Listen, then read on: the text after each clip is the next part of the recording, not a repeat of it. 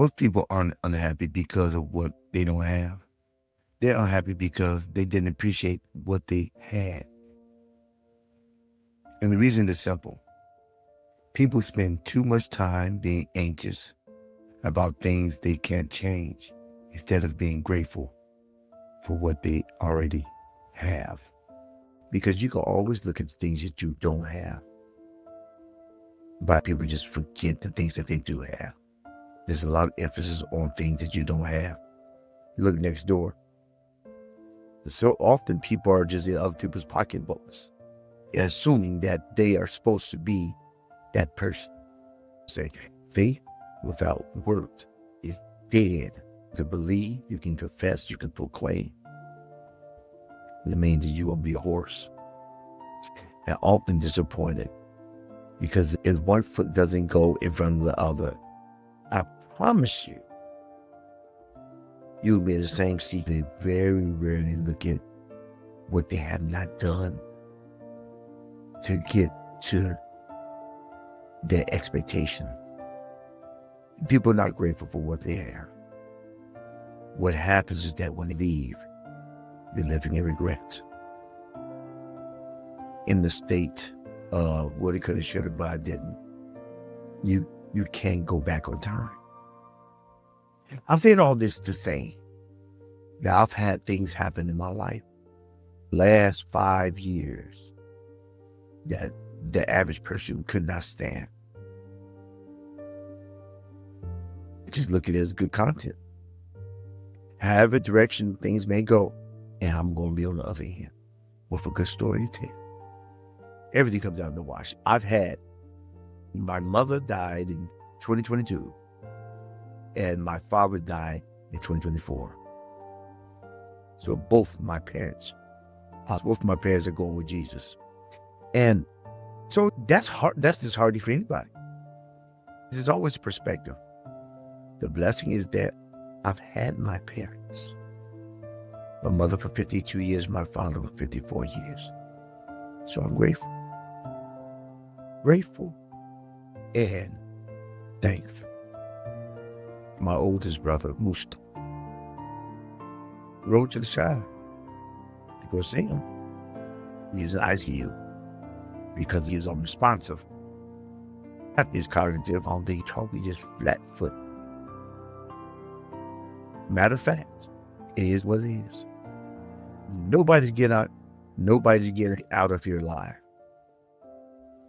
So you got to make sure that you're getting as good before you go.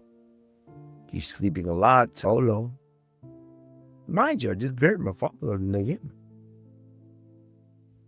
Chopping down the tree. You know, my mama, my daddy, and then my oldest brother. And then I got stuff going on here. I said, Lord, you know how much I can bear. But yeah, I'm still thankful. I'm grateful. He said, Doctor, so how can I go? All things work together for the good of those who love God and are called according to a purpose. So my objective and goal in everything is see the purpose in the situation. There's always some light on the other side. The good, the bad, the ugly, and the indifferent. I think that things will work out for you. How many of you all have situations in your life that they dire? Now I'm telling you, it's not too dire. But if you focus on the negative, you'll never see the positive. If you focus on the weeds, you'll never see the grass. I purpose myself to focus on grass, even though I know weeds are evident. Well, not only do I kill the weeds, you have to walk with caution. Why? Because if you speed through, you never learn the lesson. And a lot of times you're saying, why? Why now? And why me? And why not? And why not now? And why not you? Because everything has a purpose. even little things. But I got some good news today that things look better.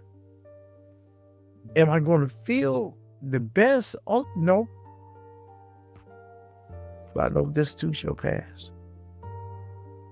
My mother, father have died in the last 5 years. Now this is my big brother. I don't have it in me. It's not given to the swift and to the strong, but it's given to the one who perseveres to the end. And as long as I get oxygen in my lungs, it ain't over. So I encourage everybody, purpose yourself to look for things to be grateful for. It cancels out the negativity. If you always think about what you don't have, think about the things you do have. Just because the thought comes in your mind does not mean you need to build a nest for it. So are you building a nest for an eagle or for a vulture? What are you allowing to be planted in your nest, which is your mind? Kick the negative out and accept the optimism, the strength, and the light.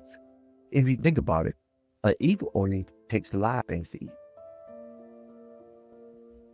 A vulture goes after dead things. Are you taking the living things and putting it in your mind so you can be positive, not just for you, but to your family and to the people around you? Are you contagious?